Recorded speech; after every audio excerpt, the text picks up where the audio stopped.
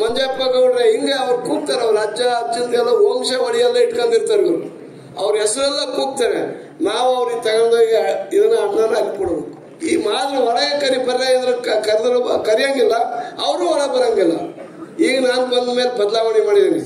ನೀವು ಎಲ್ಲೂ ಬೇಡಬಾರ್ದು, ದುಡಿಬೇಕು, ದುಡ್ಡು ತಿನ್ಬೇಕು. ನೀವು ಬರ್ರಿ, ನಿಮ್ಗೆ ಏನಾದ್ರು ನಾವು ಕೊಡ್ತೀವಿ, ನಾವು ಕೊಡಲ್ಲ ಅನ್ನಂಗಿಲ್ಲ. ಏನ್ ಸರ್ ನೋಡಿ ಎಂತ ವ್ಯವಸ್ಥೆ ಇದೆ. ಇವ್ರು ಒಂದ್ಸರಿ ನೀವು ಸಾಲ ಕೊಡೋ ಅಂತ ಸಂದರ್ಭ ಬಂತು. ನನ್ನ ಸಮಾಜ ಕಲ್ಯಾಣ ಮಂತ್ರಿ ಎಷ್ಟು ಜನ ಅದನ್ನ ದಕ್ಕಲಿಗರು ಎಲ್ಲರೂ ಬರ್ರಿ ಅಂತೇಳಿ ವಿಧಾನಸೌಧದಲ್ಲಿ ಸೇರಿಸಿದೆ. ಯಾರ್ಯಾರು ಡ್ರೈವಿಂಗ್ ಲೈಸೆನ್ಸ್ ಇದೆ ಕೊಡ್ರಪ್ಪ ಅಂದೆ. ಡ್ರೈವಿಂಗ್ ಲೈಸೆನ್ಸ್ ಕೊಟ್ಟರು. ವ್ಯಾಪಾರ ಮಾಡ್ತೀವಿ ಅಂದ್ರು. ವ್ಯಾಪಾರ ಎಲ್ಲದಕ್ಕೂ ಕೂಡ ಕೇಳಿದ್ರು. ಲಾರಿ ಬೇಕು, ಕಾರ್ ಬೇಕು, ಡ್ರೈವಿಂಗ್ ಇದ್ದಾರೆ ಎಲ್ಲರಿಗೂ ಕೊಡ್ರಿ ಅಂತ ಆಫೀಸರಿಗೆ ಹೇಳಿದೆ.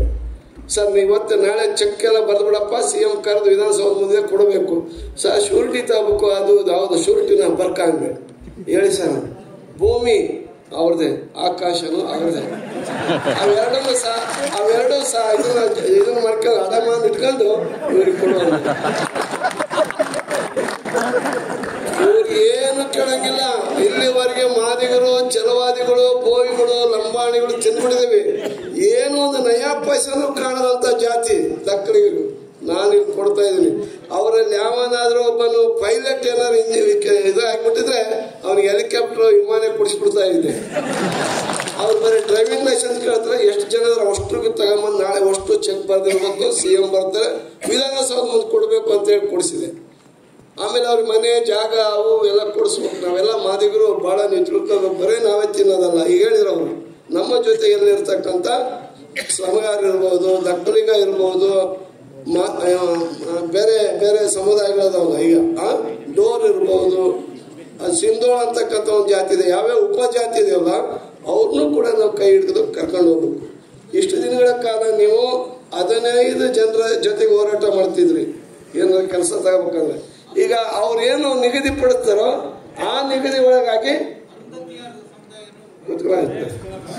ಅರುಂಧತಿಯಾರ್ ತಮಿಳ್ನಾಡಿನಲ್ಲಿ ಬರೀ ಮಾದ್ರು.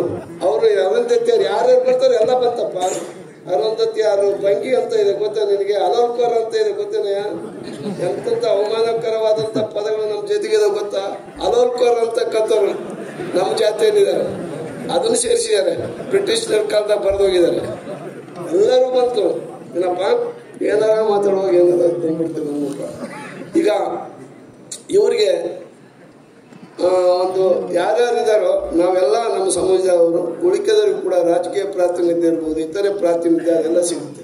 ನಾನು ಒಂದು ಮಾತು ಹೇಳಿದೆ, 3 ಸದಸ್ಯರು ನಾವು ಹೊರಗಿರ್ತೀವಿ ಅಂದ್ರು. ನೋಡ್ರಪ್ಪ, ಹೊರಗಿದ್ರೆ ನಿಮಗೆ ಏನು ಲಾಭ ಇಲ್ಲ.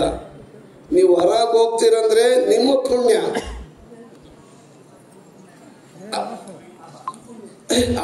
ನೀವು ಅಲ್ಲ, ನೀವು ಒಂದು ಹೇಳಿದೆ ಸರ್, ಯಾರೋ ಕೆಲವರು ಪಾಪ ಎಲ್ಲರೂ ಅಲ್ಲ, ನೀವು ಲೆಫ್ಟ್ ಗುಂಪಿನಿಂದ ಹೊರಗೆ ಹೋಗ್ತೀರಂದ್ರೆ ನಮ್ಮ ಪುಣ್ಯ. ನಮ್ಮ ಜೊತೆಗಿರ್ತೀವಂದ್ರೆ ನಿಮ್ಮ ಪುಣ್ಯ. ಮಾದರಿ ಜೊತೆಗೆ ಇರ್ತೀರಂದ್ರೆ ನಿಮ್ಮ ಪುಣ್ಯ.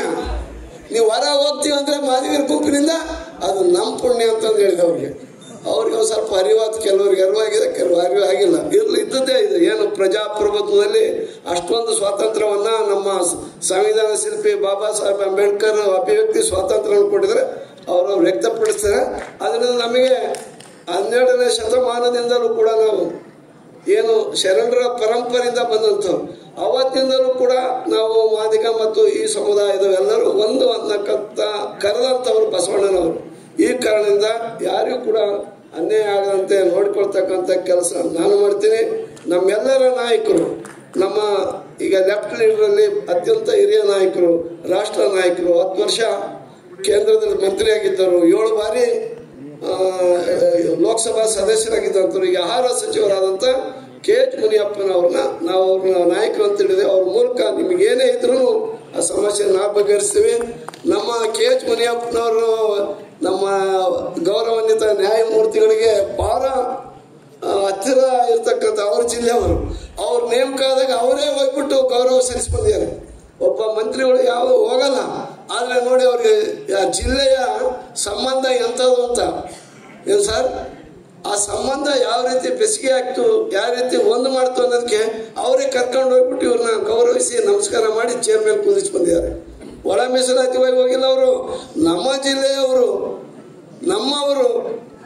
ನ್ಯಾಯಮೂರ್ತಿಗಳಾಗಿ ಈ ಒಂದು ಇದಕ್ಕೆ ನೇಮಕ ಆಗಿದ್ದಾರೆ ಅಂತ ಹೇಳಿ ಅಭಿಮಾನದಿಂದ ಹೋಗಿ ಅವ್ರನ್ನ ಗೌರವಿಸಿ ಬಂದಿದ್ದಾರೆ.